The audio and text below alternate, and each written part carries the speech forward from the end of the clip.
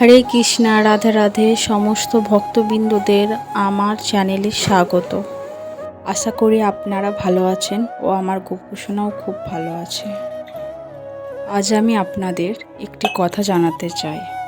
ভগবান শ্রীকৃষ্ণকে 5টি সম্পর্কের যে কোনো একটির দ্বারা যুক্ত করা হয় বা মেনে নিতে হয়। তাহলে চলেন জেনে নিই সেই 5টি সম্পর্ক কি কি। 1 নম্বর, কেউ নিষ্ক্রিয়ভাবে ভক্ত হতে পারেন, শান্ত। 2 নম্বর, কেউ সক্রিয়ভাবে ভক্ত হতে পারেন, সাধ্য। 3 নম্বর, কেউ বন্ধুভাবে ভক্ত হতে পারেন, সখ্য।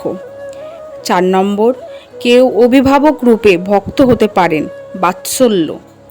5 নম্বর, কেউ দাম্পত্য প্রেমে ভক্ত হতে পারেন, মাধুর্য। আজ এই পর্যন্ত। রাধে রাধে।